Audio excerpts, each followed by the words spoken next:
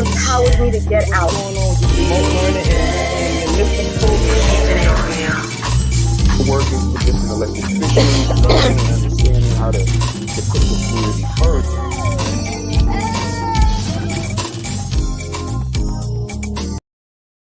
Hi, and welcome to Keeping It Real with Shannon. Hello, everyone, and thank you for joining us. Well, hello there, Dr. Vanessa. How you doing? Hey, Lottie, how are you? I am so excited tonight. We have three wonderful guests.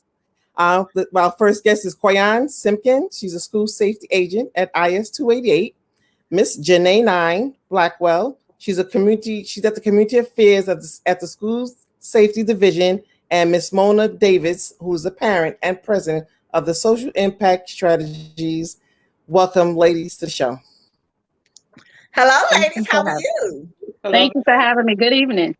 Good evening. Well, there's been so much talk about school agents. So there's so much misunderstanding, so much misinformation of, you're leaving the NYPD, going back to the Department of Education, or they may want to remove you from the job altogether, period. So I would like just to start off with clarification. Could one of you explain what is the fight about? What are we fighting about? Jeanyne, you want to go first, or you want me to go first? You're gonna go first because I'm hearing crackling a little bit in the volume. Okay, I'll go first. Well, basically this whole thing started last year due to the whole George Floyd situation, and you had other municipalities and other states cutting ties with their police department personnel who worked in the school. But New York City schools are somewhat different from these schools, and they differ in the fact that we're civilian members of the department. We don't carry any weapons. We don't have any type of powers as it performs as like uniformed members would have. Those other places, they have resource officers who are actual police officers who carry weapons, who have been outsourced from their police department into the school. So there's a big difference, and and the work duties and the descriptions of what it is. So everybody cried defund the police. And it seemed as if school safety got caught up in that scope due to the fact that, we have ties to the police department, and they felt that it was some type of defunding when they removed us, which it really wasn't, because we're basically being paid by the Department of Education's budget. We're on their budget. But what it is that the Department of Education pays about $451 million per year for the NYPD to train, to hire, and to supervise school safety. But out of that $451 million budget, the NYPD gets a fringe benefit of $105 million. So they felt that they were defunding them by removing us. So we basically became a scapegoat for the whole movement, and we became collateral damage in a fight that had absolutely nothing to do with us. And then everyone started harping on the school to prison pipeline that we have no part of, because there's things in place where we don't criminalize children. We don't look to lock up children. We are the children's parents, literally, because we can't afford to send our kids to private school. So these children are our children, figuratively and literally. So before, not cutting you off, before we go any further, I know Mr. Gregory Floyd, he's very hot about this issue. So he has a few words he wants to say, and the parents are very hot about it. And Miss Mona has a lot to say about this also. So we want to take a look at a clip from the rally that they just had recently. The parents are coming out today to say, we do not want school safety to leave the police department, and we do not want school safety to leave the schools. These are our children, and we want them protected.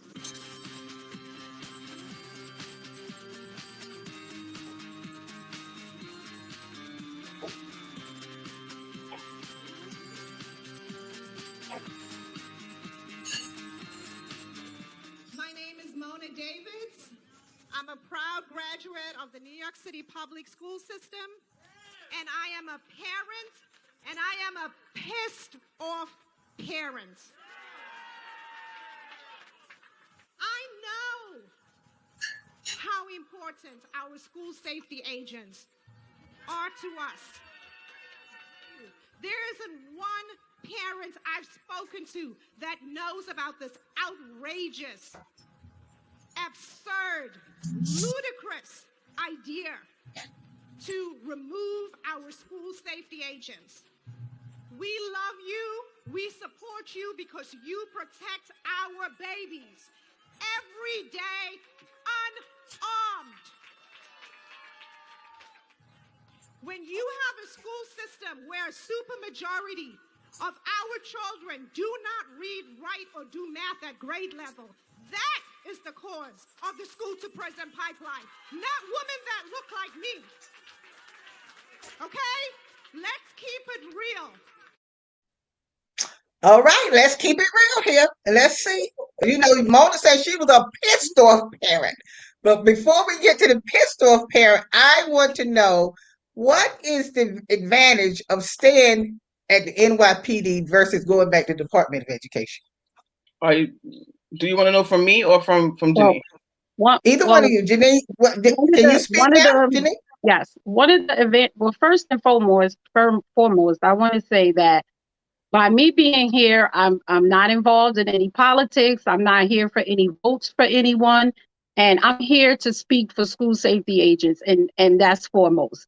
One of the benefits that we have with being in the police department is the same reason why people put protection and security on a cell phone. When you buy, it is amazing that everybody has a cell phone in their pocket and they're willing to buy protection and security for the cell phone. But when it comes to kids, we can't hire for protection and security.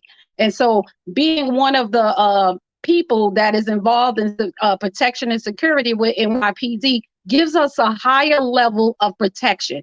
When you take and you lower the level of any protection or security, you don't know what you get. And I'm not saying being in the Department of Education, I'm not here to speak abusively of Department of Education, nor am I here to speak abusively of NYPD. But when we use our electronic devices and we say we have a high level of protection and security for our electronic devices, if we were told we had a lower level of that, some of us would flip.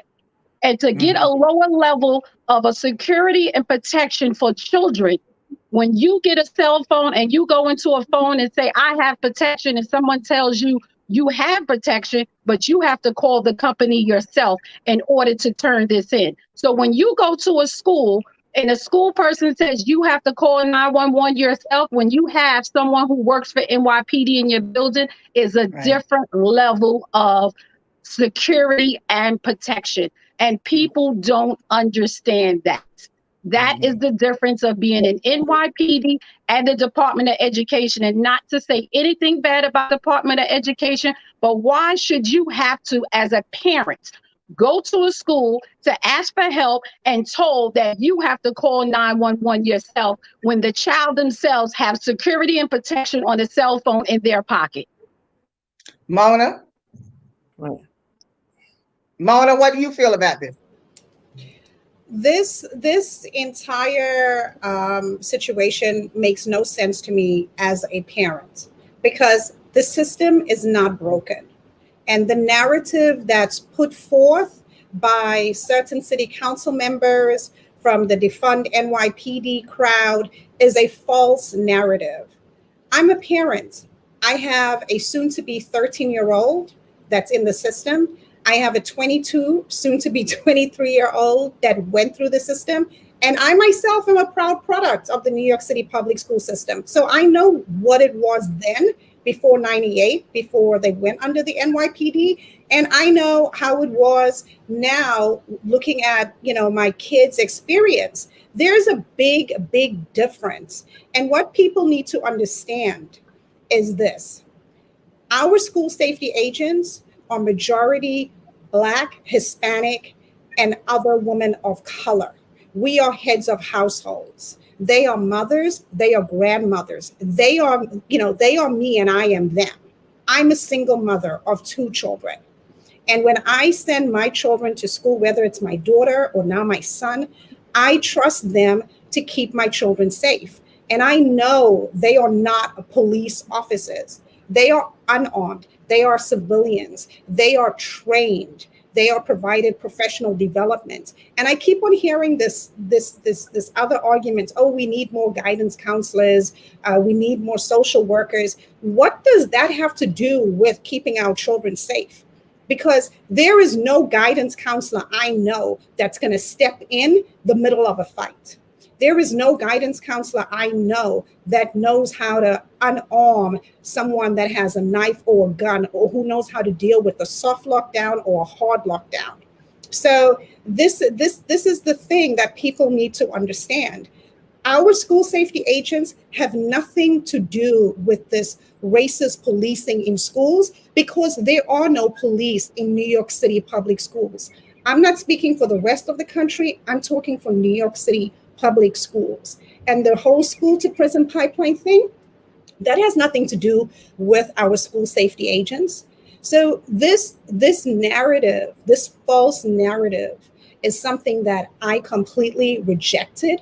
I condemn it. And they are trying to get this pushed through and remove our school safety agents, or try to put them under the Department of Education with no plan, because there is no plan. This is just something that's just simply going to jeopardize the safety of our children. And if our children do not feel safe, they cannot learn. There is no reason for this conversation to be happening. Parents do not know. There has been zero parent engagement, parent and community engagements. We were all on a city council, community education council, District 16, Bed-Stuy, where I grew up. I'm a product of Bed-Stuy's public schools. And they had a forum there with the Department of Education, folks from the UFT, the Principals Union, Greg Floyd, and others from the Department of Education and their so-called transition committee. And this is the thing that was clear, and everybody admitted, is that there is no plan. They haven't done anything. And most importantly, my question to them was, why are you trying to get this done now? We have an election coming up in June. We're going to have a new mayor come January 1st, 2022. And that new mayor will have mayoral control of the schools. So that new mayor can decide not to even bother doing this. And right now, the two leading frontrunners, which is Eric Adams and Scott Stringer, do not support removing our school safety agents from our schools, and do not support removing them from under the purview of the NYPD. So I understand what's going on here, because this makes zero sense. But they're playing with our kids' lives. Okay, then we're gonna break right here, and we're gonna come back, because I want to ask you your thoughts on Jeanyne Williams, Jeanyne's real input on this situation. We'll be right back. It's Shannon. It's Shannon. COVID-19 has changed how we express our faith and gather to worship. Now it's time to take the first step that lets us get back to spreading the word without spreading concern. Before we can safely come together, we need the facts. As COVID-19 vaccines become available, you may have questions. Should I get it? Is it safe? Should I wait? It's smart to question. Now, get the facts at getvaccineanswers.org so you can make an informed decision when vaccines are available to you.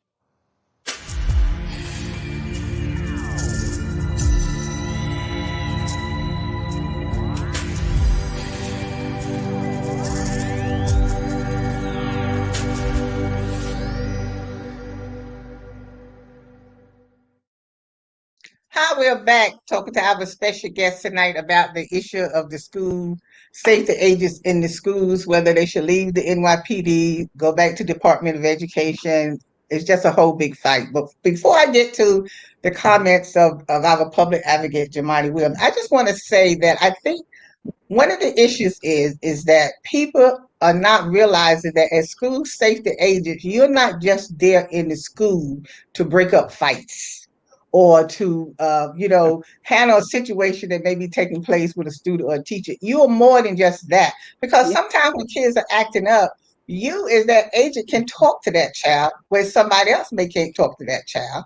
Or, you become like a role model to that child. When they get in trouble, they run to the school safety agent. So your job is not just breaking up fights. And so when people start all of this stuff, they need to come and spend a week in the school, or a day or two in the school so they can actually see what takes place in a school so they'll know what everybody's role is and what they play, because it doesn't make any sense when you start saying let's remove someone from their job, because he really wants to remove you from the position, because he even said in his statement that they could remove you and then find you another job someplace else.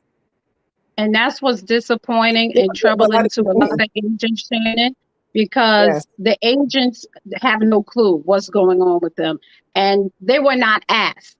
And instead of asking the agent who stays after school when a parent is coming home from work late, he didn't ask that agent. Instead of asking the agent who spends her money on the kids to get food for them to take home, he didn't ask that agent. He didn't ask the agent who saved the life of a kid who was choking in the cafeteria. He didn't ask the agent who used a tourniquet in the Bronx to save that kid's life that was bullied. He didn't ask the agent who was stopped breathing and these other agents used the AED to save this child's life. He didn't ask the agents who scanned for the mayor's detail. He didn't ask the agents who scanned for the Madison Square Garden detail. He certainly did not ask the agents who scanned for the New York City Marathon. And he sure did not ask the agents who also do scanning for Central Park concerts. He didn't ask the agents who've been giving out masks during the COVID in the parks and in the playgrounds. He didn't ask those agents. He didn't ask the agents who spent their time and their money to go get kids Christmas when they lost their mother and she had 15 kids. He didn't ask those agents. He didn't ask the agents who teach over 500 presentations in the Department of Education building every year. He didn't ask those agents, nor did he ask the agents who patrol the schools at night when they think it's NYPD. It's school safety patrolling the schools at night. He didn't ask those agents. He didn't ask the agents who go home to a shelter themselves because they can't afford a place to live for themselves. He didn't ask those agents. He didn't ask the agents who visit kids in the hospital when they're sick. Okay, Jeanyne, I know we're starting to have revival. I could go on and on. But you know what? It just gets to the point. I want you to be passionate about the way you are talking, because see, that's why when you are passionate and they don't understand what the school situation is, that's why we have a problem, Vanessa. Yes. And I could go on and on, but I won't. But it just brings the point of school safety agents are just not agents that sit at the desk and sign people on. We go beyond the call of duty. We go beyond our job, and the parents don't know. That's what it comes to. And we know for us not to be asked, know and we appreciate, right? Wait a minute. We know and we appreciate the work that school safety agents do in the school, and it's monumental really for the students. But my concern is what happens when the school safety agents are removed from the school, and the climax today with the increase of violence, this becomes a breeding ground now for more violence. Who protects the kids at this stage? Quiann, I could just yes. Yeah, jump in. Let me unmute. I just wanted to jump in real quick and back up my colleague Jeanyne, because I'm gonna be real with people right now because it's keeping it real with Shannon. So let me keep it real. Jeanyne did not ask any of us anything, because Jeanyne knows a lot of us personally, has done a lot of programming with us personally, has partied with school safety during holiday events. Jeanyne has been instrumental in helping to develop programs, also piggyback off of programs that school safety started. So Jeanyne is well aware of what school safety brings to the table. That's why he didn't ask anybody in school safety or tell anybody in school safety what his plans were, because he know he would look like a hypocrite.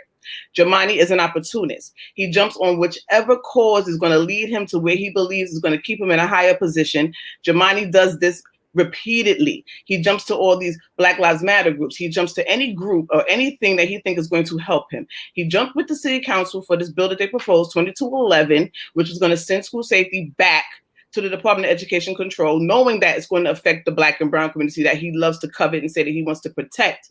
Meanwhile, he has an NYPD detail protecting him. All those advocates groups that he's part of, that he's infiltrated to help push his cause, that's going to help fill his pocket, he's not pushing their agenda. That's why Jeanyne did not ask the agents, because he know that he was basically being a hypocrite and selling us down the river after he himself infiltrated us and utilized everything that he could and suck up everything that he can get from school safety. So yes, that's why Jeanyne did not incorporate school safety into the equation. 100%. And to answer your question, Dr. Vanessa, they don't know who's going to do what, who's going to protect the children. At the CEC Council last night, I asked the question, because school safety is so much more than school safety. We don't just keep students and staff and the whole entire building. It's the whole entire community, because there's things that happen around the building that we have to respond to. We have gang violence. We have prostitution amongst people that's trying to recruit our children for all types of situations. We still have human trafficking people, and the brown and black community is affected. Have you ever wondered why so many black and brown young bodies are missing and no one's looking for them? This is what's going on in the community that they're not talking about. A lot of times we're out on those perimeter. There was a school in Staten Island where 2 school safety female agents stopped a young lady from being kidnapped and thrown into a van. No one's talking about this. Now, if you take away our SPO status as it pertains to how our jurisdiction is and how wide it goes, during safe passage, going down to the train station, the bus stop, the corner store, stopping all these incidents that happen because they're attached to our children and attached to the building, we'll be limited. You'll be tying our hands. So who will be doing those things? That's the question. When there's a shooting in the area, we go into a lockdown or to a shelter in. When there's something imminent in the building, we go into a lockdown. You know what the funny thing about this is? The DOE, and I don't want to harp on them or attack them, because they have a job to do. That's educate children. That's their job. Keeping them safe is NYPD school safety. And that's what we do. That's the service that we provide. And when you take us away from that higher level of security, like Jeanyne was saying, because it's a deterrent having that moniker, having that Rocco on your shirt, because people look at it and they'll think twice, because they know that, not for nothing, even with all the defund the police, NYPD is one of the highest effective quality police departments that you can have. That training is so exemplary. When I tell you how exemplary it is, the training, you can't get that training just anywhere. And that radio connection that we have to patrol in the street, when there's a situation emergent in that building, that's minutes that we get somebody on that school perimeter in that building, as opposed to a 911 call. It's going to take time. Minutes, seconds, they matter. They count. And that's the reason why we're trying to keep that attachment to the NYPD, as well as it lets us handle our children in-house before we send them. But see what makes sense is that they were saying about they didn't want police officers in the building, right? Come out. So if they don't want NYPD in the building with the officer uniform in, I can understand that. But school safety, you're under the NYPD, but you don't carry guns. You don't come in acting like a regular police officer does when they come into the school. You're there doing the same thing. It's just that you're not carrying a weapon. And so the kids don't see this. So the kids don't have to be afraid that something is going to go down or whatever.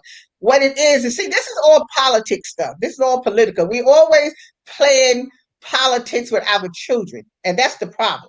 I can say it, you can't say it, I can say it. It's always playing politics with our children. And this is what we need to stop doing. And this is what the politicians need to stop doing. Our children are human beings. They are not pawns to be tossed around here and there. So now you want to take you out of the school altogether, then you don't have a job. So now we got more unemployment going on. I mean, what else is this about if it ain't politics? The money. Well, when you buy anything and you don't have money for the protection and security, you never take away protection and security. You lower the brand of whatever you're buying. You don't take away protection and security when you buy a television, a phone. You just get an upgrade from what you want. But to take away security and protection is a question parents should be asking. Is these electronic devices more important than my child? Is my cell phone more important than my child? How is it that everything else could have security and protection and my child can't have security and protection? That's something to think about, parents. But let me tell, Mona, because see, this is where Mona and her coalition comes at with getting all these parents together. Because let me tell you, parents have a lot of power. And this is the time you got to show that power that you have, because my child is not going to be in a school without some safety in there. So if you're going to take the school safety agents out, then we better have a plan of who you're going to bring in to protect my children or whatever, or you better let the school safety agents stay here and do their jobs. If you need to train them more, all well and good. But this is the time that the parents really need to come together and the community needs to come together and speak up about this situation, because now the fight is on. And this is what we need to do. And Mona, we don't want, school safety agents don't want anyone to think that we don't need social workers and guidance counselors in school. That is not what school safety agents are saying. Most definitely that guidance counselors and social workers may be needed in school, but you don't play with security and protection for children. There has to be a way to get other things fitted for the children. Right. No, I completely agree with you. But this, this is the thing. It's the hypocrisy about this entire situation. Because when I look at Jeanyne, who I've known for many years, and this is the first time he and I on opposite sides. Jeanyne does not live in our community. He no longer lives in our community. So Jeanyne can go and say defund the NYPD. That's okay, because Jeanyne lives on Fort Hamilton Army Base. Okay. Yes. Well protected. He is well protected by military police. You cannot get into Fort Hamilton Base without ID. You cannot get into Fort Hamilton Base without being checked. And then if you want to go to the municipal building downtown where his office is, you have to go through security. You have to show ID. You have to go through metal detectors. You go through security. You want to go to the Department of Education. You want to go to Tweed Courthouse. Guess what? ID, security, metal detectors. Exactly. You go to City Hall. Every single building here, every single government building, guess what? You go through security.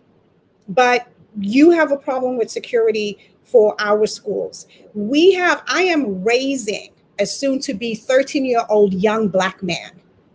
In my community, in communities throughout the city, we have 1-year-olds being shot in parks. We have 4-year-olds walking with their fathers down the street and the father being shot in the head. We have young people on a basketball court. They can't even have fun because of the rampant gun violence. And people want to talk about defund the NYPD. No, I want more policing. I want better police community relations. Okay. I'm a Black mother of a Black son. And I want to make sure that my child is protected, not just in the street, but also in school. And I think that's what we need to get around to. And this is the other thing. Every city council education hearing, I'm always invited to. Senate education hearing, assembly education hearing, everything. For over 10 years, for over 12 years, I think maybe now going on 14 years. This city council hearing that they did for school safety, there were no parents invited. There was no parent voice, but we have all of these other people talking about our children. And as a mother, I'm sick and tired of everybody else. As a Black woman, as a woman of color, I'm sick and tired of everybody else thinking they know what's in the best interest of my children and my neighbor's children. That's the point. That's the point, Mona. The point is they don't want you at the table to help make. No, they don't want us at the table. That's why they don't bring everybody to the table that they know is supposed to be at the table. Right. But can I speak, Ladies, we have to save that for the after show because it's time for Lottie to close us out and bring us back. Oh, look, we're getting ready to have revival here. Shoot, I got more to say about that.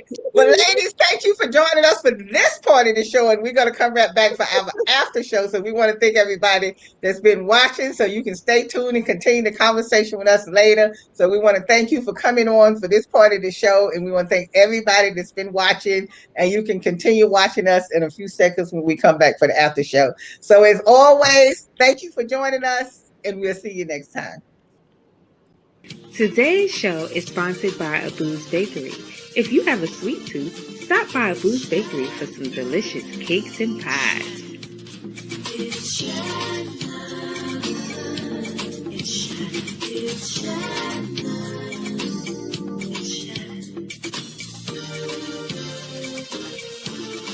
Shannon. It's Shannon. It's Shannon. It's Shannon. Keeping it real.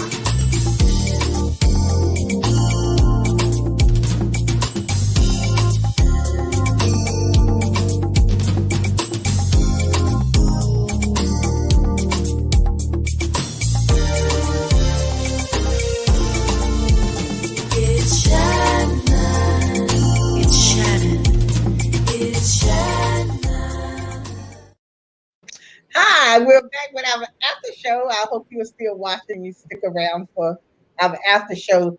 So Mona, let me just say this before we continue. I have to, I like to keep it real.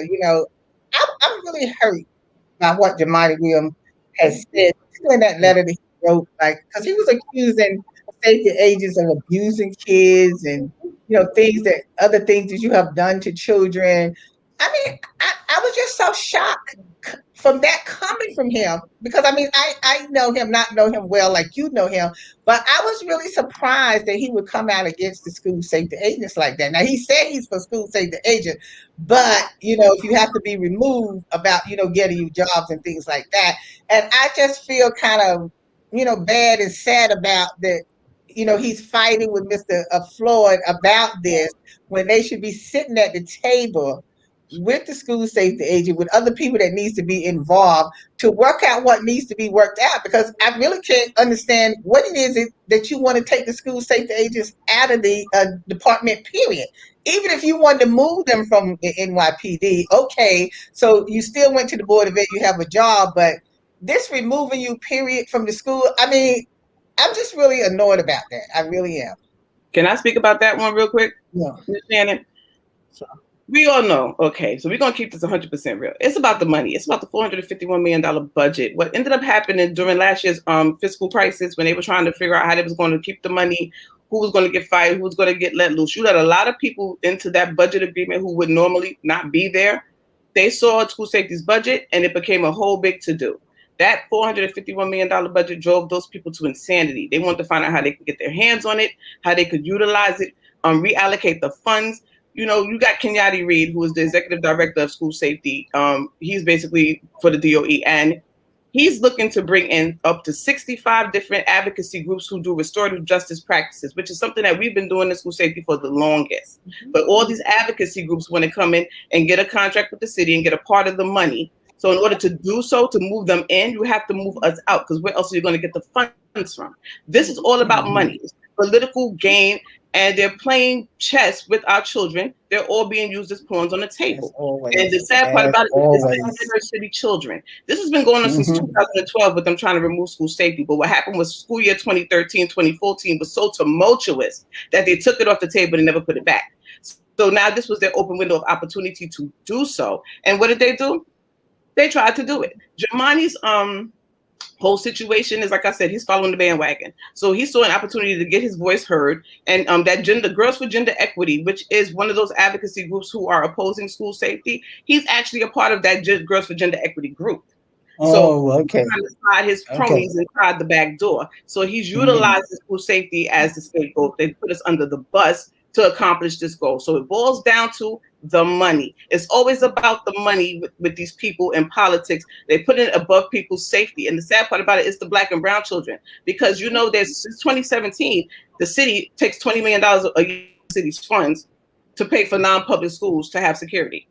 And they did it because they did the same level of security as the public school, which is in the form of magnetometers, hand wands, some video surveillance, and people that they hired as bodies. So all these things you said had to be equal to the public school. Now you want to take those same things away from the public school. That's going to put us at a disadvantage, which is confusing to me, especially when you have these high wigs in 65 Court, 52 Chambers Street, 2811 Queens Plaza. Have everybody in the suspension DOE site. When you subject children to scanning, when they go there, they have to go there because the adults themselves want to be kept safe. But you don't want our children to have that same level of security. I'm going to tell you this, how it goes, and Lord forgive me, I may get a backlash, but at this point, I'm keeping it real. They don't want to see our children succeed. And the last 5 years, the dropout rate has declined significantly, and the graduation rate has skyrocketed. Our children are going into secondary learning. They're going from school to employment. And you know what it is? They're not filling up the jail rolls as they would. They're not filling up the detention centers as they would. And remember, those jails and federal funding gets extra money. They're not building more schools, but they're building more jails.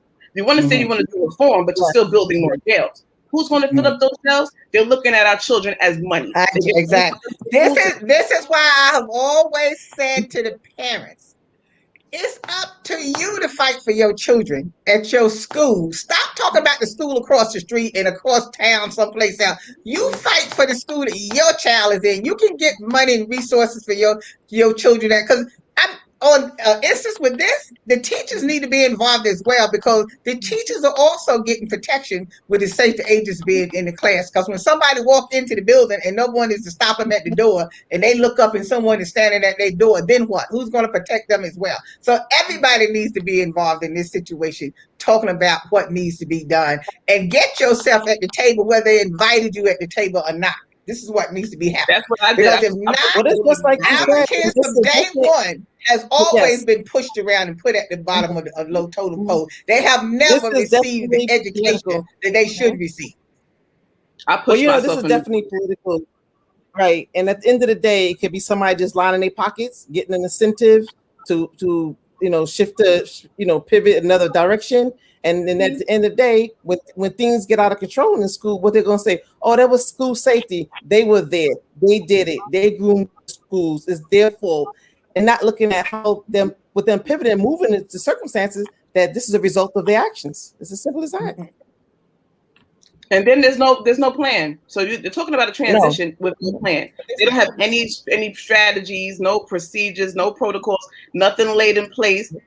This farce of a council meeting yesterday that was just another part 2 of the education council meeting for February 18th, where they put up a vision board and they had affirmations and they had this colorful thing with children, but there was no substance to it because it didn't tell us anything indicative of what they're going to do as far as how they're going to transition us. So the thing that led me to believe that there's no transition is basically, hey, we want to get your security net, come on over, we're going to take all of you and we're going to transition you, but there's no plan. That's the part that alarms me, because when you have a plan to do something that's been going on for a year, there should be a plan or something already instrumented into place, but they don't have that. That's what alarms me. And as a parent, But this is always the case, Quiann. This is always the case. They always doing something without a plan. And that's why That's not the first time they do something without a plan. They wing and prayer it all the time, but you're putting people's life at jeopardy. And that's the situation that has to be called out, because there's no plan. So basically, you're not going to try to keep us. But listen, ladies, before I get off the subject, they did not. And I don't know if my coworkers listened to this last night, but when Kenyati Reed said, "Oh, when someone asked him, well, how can you guys, do it now when in 1998 before then y'all couldn't handle it?" He says, "Well, we're going to be able to take care of the interview process. We got things changed, we're hiring situations and all of this, but you advocated for no more school safety agents and no more hiring of them. You blocked the class that was supposed to go in at 20 million because you want to reallocate those funds. So if you're talking about interviewing and new hiring practices and structures, who are you talking about? Are you talking about those of us who are already there, who already have this job that you're guaranteeing us a transition? Because if we have to re-interview and go through a new hiring process for a job that we already have, that's a problem for me. Very alarming. No, they're talking about new people. No, but are the current school safety agents grandfathered in once this transition goes through? I mean, are they? They don't know that. They don't know. We don't know nothing. They don't know. Yeah, right. There's no plan. We were on that CEC Community Education Council meeting last night. There's no plan. I asked them who is on this transition committee. They can't even tell us who all is on the transition committee. I asked them, is there a union representative on the transition committee? There's no union representative on the transition committee. That's another problem. Then I asked the young lady, Sadie, who is now the executive director of family and community engagement for the Department of Education. I asked her, I said, what's going on here? Because I know her too. Years ago, when she worked for Public Advocate, when she first started working as an organizer for Public Advocate de Blasio, she came to my house. She sat in my living room because she was an organizer. She wanted to engage parents. Now you, the executive director, are faced for the DOE, and there's been zero parent engagement. Parent, community engagement, nothing. Nothing said to the families. These are our children that are in the school system. There are 1.1 million children in the school system. And the other thing that I also think is very odd is when you look at school safety, the majority workforce are women, okay? Right. And we're talking about a little over $400 million. The Department of Education's budget is $30 billion with a B. Yes. Okay, yes. They have this is a drop in the bucket. As far as I'm concerned, they're coming after school safety because they can't really go after the NYPD. And of course, they always come for us. They always come for the Black woman. Like Malcolm X, the most disrespected person in America is the Black woman. We're reeling from the COVID-19 pandemic. Okay, we've suffered job losses. Okay, families have lost loved ones. We're still trying to recover. And now you're putting these women, these families, you're stressing them out about the possibility of not having a job next year. And when it comes to the Department of Education, let's keep it real. They can't even keep on top of the school bus drivers. Every year we hear horror stories about the buses for them. This is what I see that's going to happen in my many years dealing with the Department of Education in the city of New York. If they transfer school safety to the Department of Education, I can tell you the Department of Education is going to say, hey, we made a mistake. We can't do this. We can't hire. We can't vet. We can't supervise. We can't administer. We can't train. So we're going to outsource it to a private company. And then it's going to say, hey, all of you need to reapply. So one, let's call it what it is. It is union busting. You go after the people who you think are the most vulnerable, which is women that look like us, women, Hispanic women, and Asian women who are the majority workforce. And you're playing with our children's lives. And it's always a way of getting rid of people that you wanted to get rid of that you couldn't get rid of at the time that you wanted to get rid of them. So that's always a way of weeding people out when they do it this way. Yes. And that's why we have to speak up in a voice. The women, the parents, you got to come out. I don't care if you have to crawl to the meet or crawl wherever you have to get to. We must start speaking out more as parents about your children in these schools. Because you're the first teacher. You're the first teacher. I want to back up Mona because Mona is my girl. So I'm not going to let Mona say something that she misjudged. Mona, there's an update. So it's no longer 1.1 million school children in the New York City public school system. During the pandemic and throughout the crisis, 400 and something thousand people left New York City, and they took 263,000 of their school children with them when they left. So now we have 840 something thousand school children, not 1.1 million. Remember what I told you when I first said 20,000 per regular student, 40,000 per IEP student. That's money that's missing from their allocations. So they're looking to make up that money, and they're utilizing school safety to try to fudge and pack their whole. Yeah, they're looking for ways to get money, to save money and use the money to pay for what they need to use the money for. That's the problem there. But it's not going to work.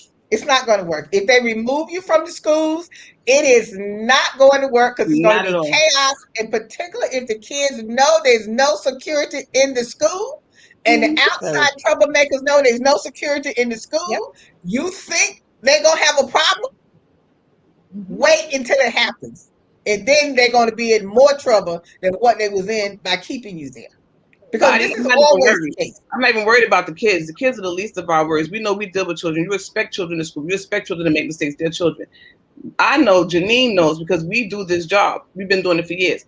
The number one offender to the school building, the biggest threat, is the irate parent. They don't talk about how the school does school-based removals, right? This is what they do. I'm being so serious. Yeah. I know what you're talking about. It was for ACS to come and do a school-based removal to remove these people's children, and these parents come to that building, they have nothing to lose, and whoever they're gunning for, they have a target, and they're going for them. And I've seen it go awry. It's nothing to do about it. You have to get in the middle. Yeah, I do know for a fact that there will be a lot of teachers that won't want to go to work if there is no school safety. There is going to be teachers that will not want to go to work.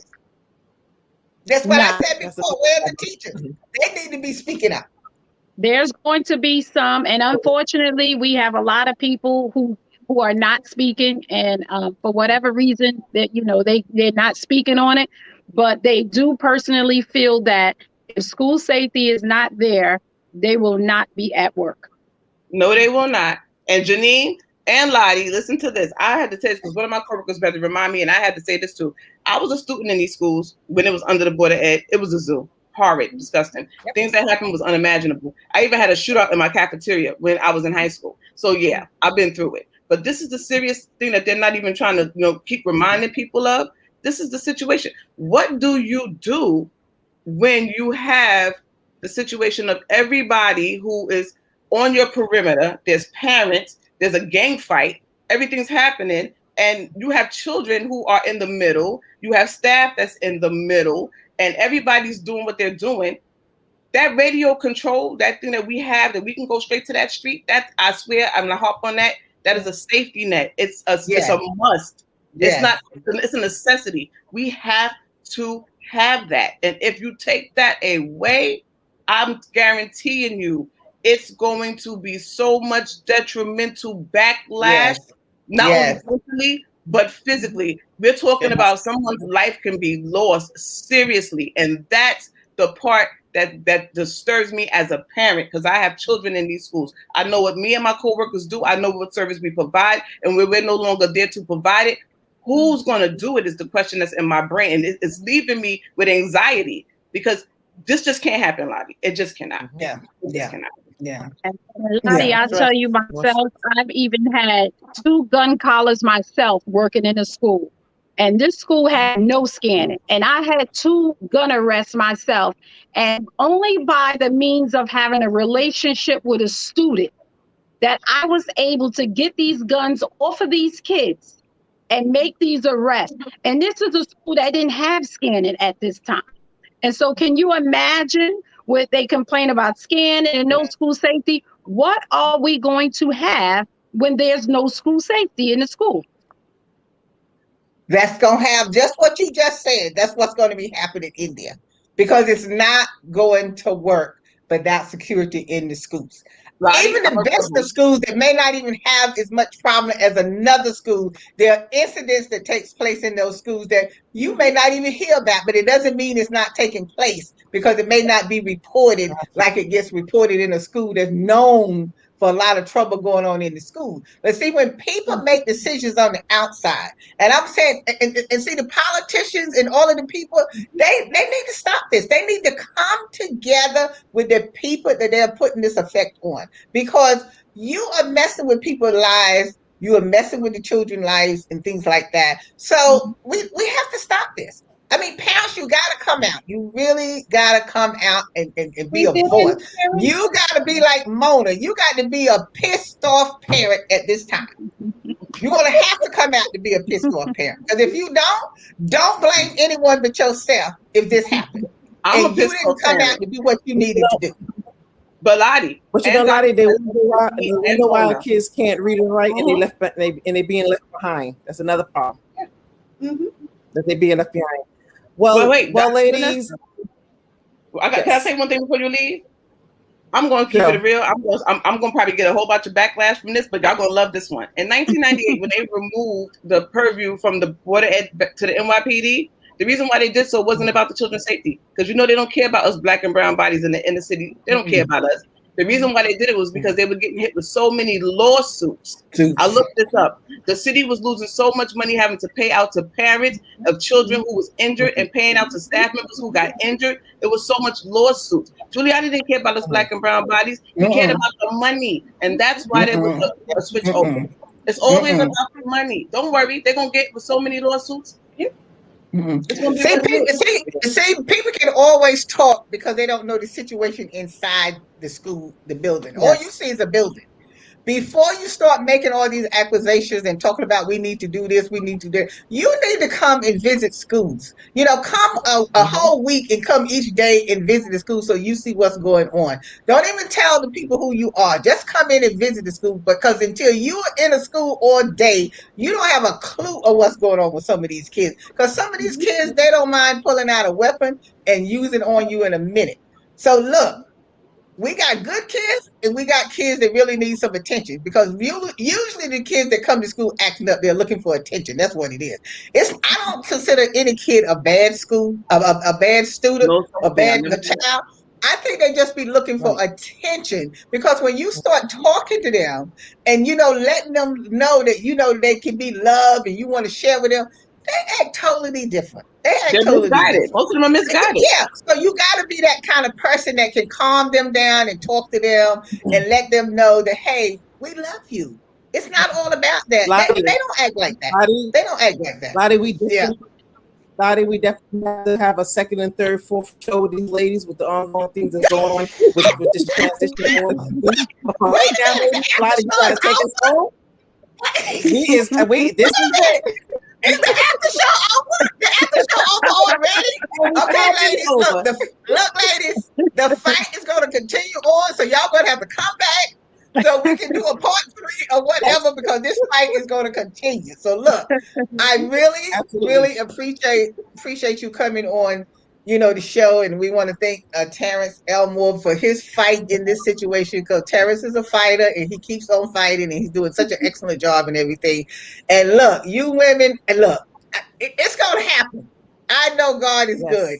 Amen. He's not going to let this happen. He's not going to let this happen. So the fight is on. So whatever we can do, whatever community people that might be watching, whatever you can do, please speak up. And the politicians, please stop playing with our children. Please stop playing with our children. So we want to thank all of you for watching tonight, and we hope you enjoyed the show. And as always, we'll see you next time. Thank you for having me, Shannon. Thank you. Take care, ladies. Keep fighting.